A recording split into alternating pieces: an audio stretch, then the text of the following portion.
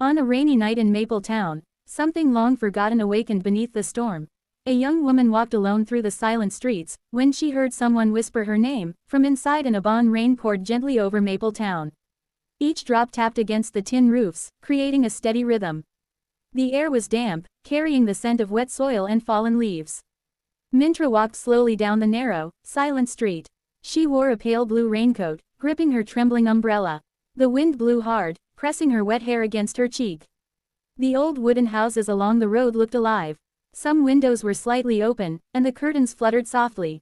She stopped walking, certain she had seen something move inside. A faint sound came from within the house. It was not clear, perhaps footsteps, or something dragging along the floor. Mintra's heartbeat quickened with every passing second. She took a small step back. Then, suddenly, a dim light flickered inside the house. A shadow moved swiftly across the window. Thunder cracked through the sky.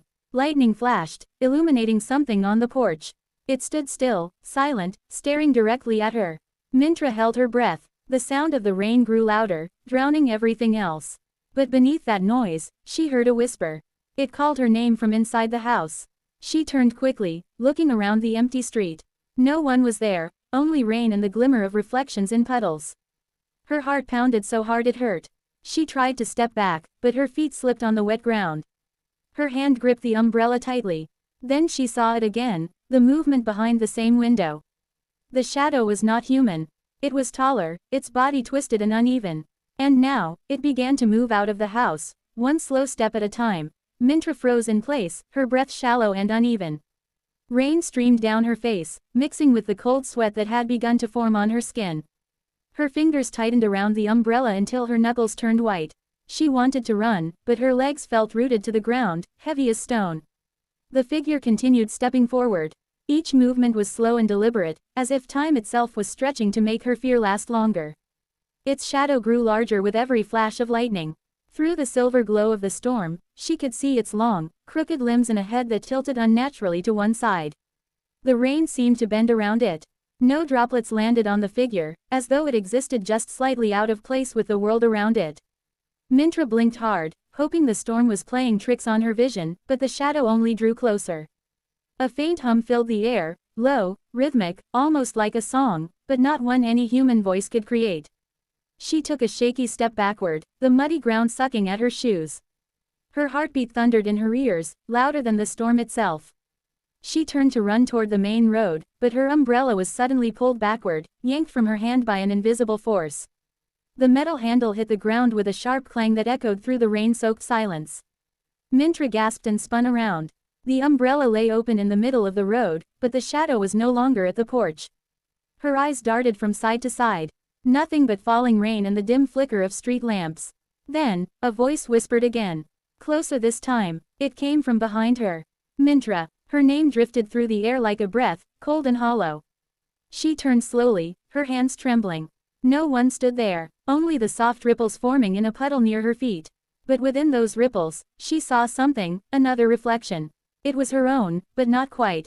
The face looking back was pale, eyes hollow, lips curved into a faint, unnatural smile. She stumbled backward, her shoe hitting a stone, sending it rolling down the slope beside the road.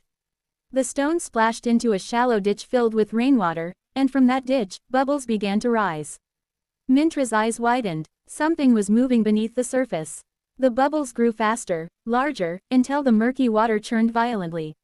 She took another step back, her heart slamming against her ribs. A hand burst out from the water.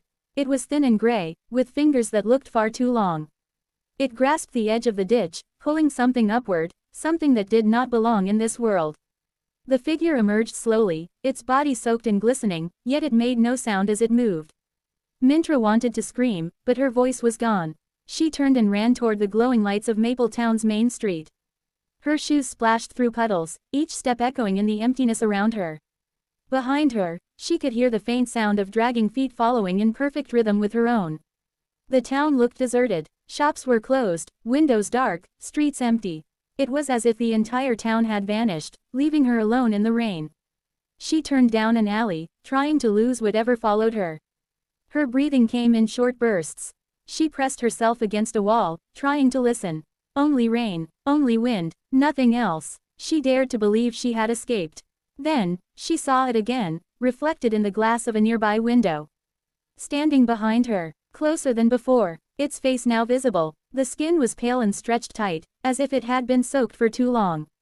Its eyes were black and deep, reflecting no light at all. A faint, distorted smile spread across its face. It looked almost human, but every small detail was wrong. Mintra stumbled away, knocking over a stack of wooden crates. The noise shattered the eerie silence, echoing through the alley. She ran again, slipping and catching herself against a lamppost. Her breaths came out in choked sobs, but she dared not stop. The main square was ahead. She could see the clock tower at the center, its hands frozen at midnight.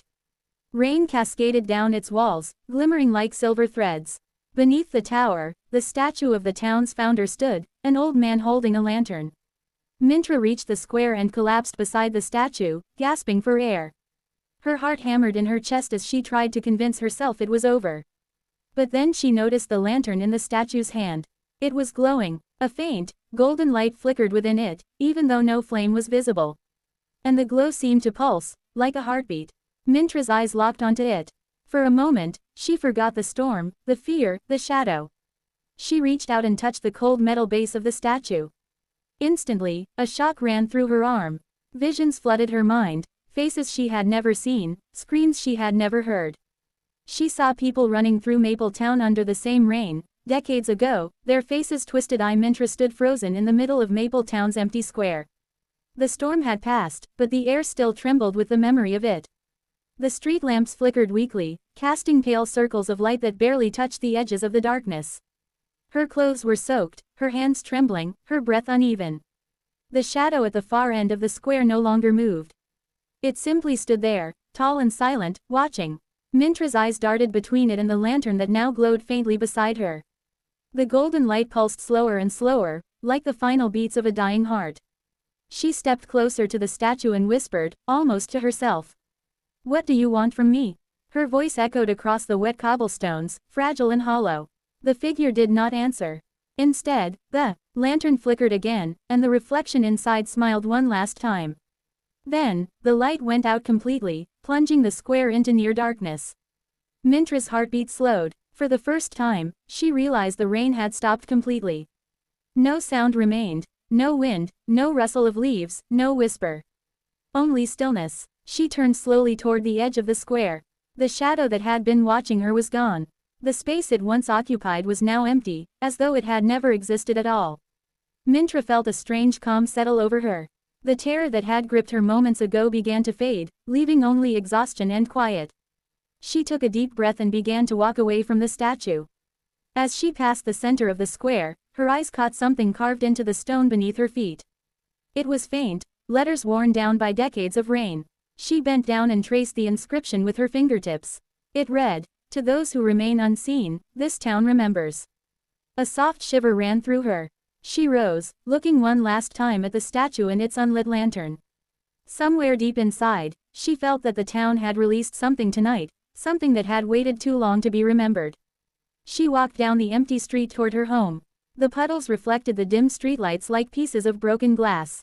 Behind her, the clock tower struck once more, its echo drifting across the quiet town.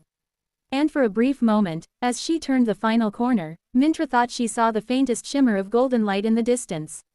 A small glow from the lantern that should have gone dark. She smiled faintly, uncertain if it was real or just her imagination. Then she whispered into the cool night air. "Good night, Maple Town." The streets fell silent again. The rain did not return. And Maple Town slept peacefully beneath the silver clouds. Its secrets once more hidden under the calm after the storm.